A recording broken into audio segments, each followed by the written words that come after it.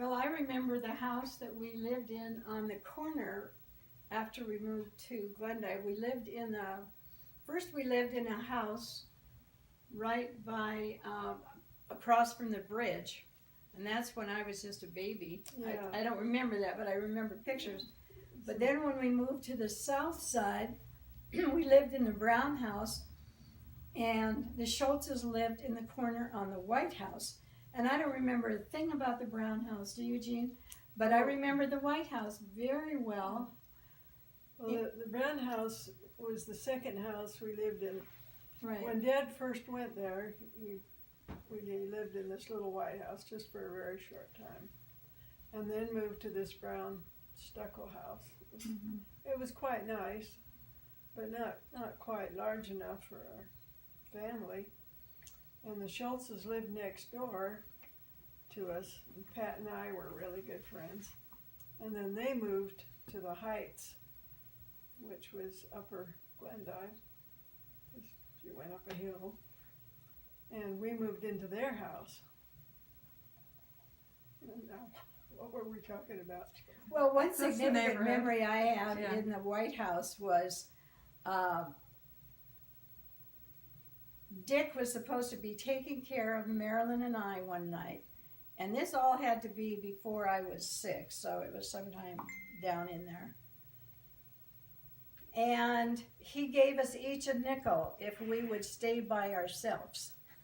And so I got on one end of the couch, and she got on the other end of the couch, and we were laying there like that when Mother came home and found out that we had not been tended, but we were alone. And she really gave Dick the dickens for that. I can remember that. I wonder where David and I were. I don't know, but didn't Dick and Dave have the bedroom in the corner, and it had the glass windows around it? We call it the sun porch. Yes, and you could sit in that porch at night, and I remember playing the game, watching the cars come by. This car's mine, this car's yours. I remember playing that game. Yeah, that was a wonderful small room, but it was. And I remember the Sunny. bums that would come and knock on the door, and Mother would always find a job for them and feed them a sandwich. But this one day, I was sitting with my little blackboard I had, and somebody came to the door, and I don't know why I was there all alone, but I can still see that bum knocking on the door, and I hid behind my blackboard and didn't make a sound until he went away. It's funny how those things stay in your mind. Well, those tramps it came around a lot, and I remember one came, it was Easter, so it must have been on a Sunday, but I remember we had our Easter baskets, and I said to Mom, should I give him my chocolate egg? And she said, if you want to. So I gave him my chocolate marshmallow egg. Wow. That's a sacrifice. It was. And I remember one Christmas over there where it just seemed like there were presents all over the floor, and Marilyn got a tricycle, and she got on it, and I stood on the back, and I remember she rode it into Mom and Dad's bedroom to show them.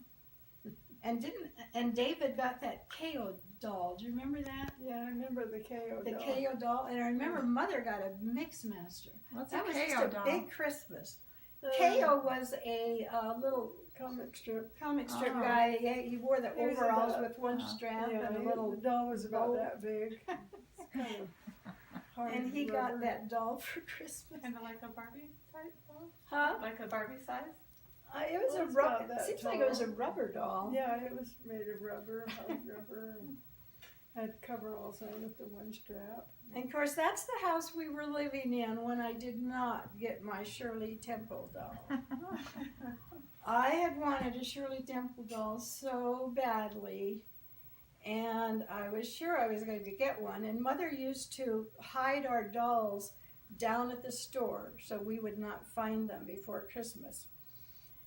And somebody came to the store, and late one night, they wanted a doll. I guess it was still not that close to Christmas, because Dad sold him my Shirley Oh Temple my doll. word. That's awful. And when Mother was very mad, he did not understand the significance. And when she tried to get another one, she couldn't, and she substituted. Oh no. And so I didn't get my Shirley Temple doll. But Bertha Twyble, who was a friend of Mother's, and they were an older couple, and they lived about a block away from us. And she White told house me, on the corner. if I would come and stay with her for a while, she would get me a Shirley Temple doll. And I remember I had my little suitcase, and it was kind of like twilight time. And so my brother Dick was going to walk with me down to the house. And I can remember we got down to the house, and I had my little suitcase, and I could see in the window Bud Twyble sitting there reading his papers. And he was a little gruff. I was a little frightened with him. And I wouldn't go up the stairs. And I can remember Dick trying to talk me into it. And I wouldn't go up those stairs. And I can just remember walking up with my little suitcase. And I didn't get my No, that but Bud and Shirley Bertha, Temple doll. they, to me that was ideal because they had two chairs side by side and a lamp in the middle with a table, and they'd sit there and read their paper every night. I thought, gosh, that just looks so fun. They were really a nice couple. So you never got your doll?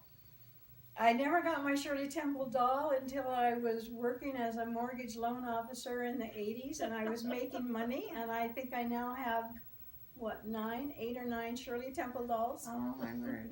and they're all boxed up, and some of the grandchildren have already chosen which ones they wanted. That's great. Collector's items now. Yeah, they are. Well, they're way more valuable.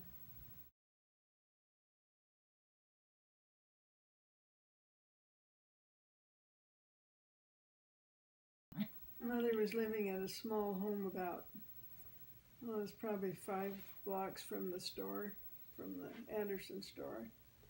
And she'd walk there several times a week and go to the grocery store, do different things. And she'd always tell Poika, her dog, to stay home. And he never minded, but he wouldn't walk with her. He'd keep perfect pace, but he'd be a block away. So they'd be walking parallel. But he'd be over there and she'd be over on another street.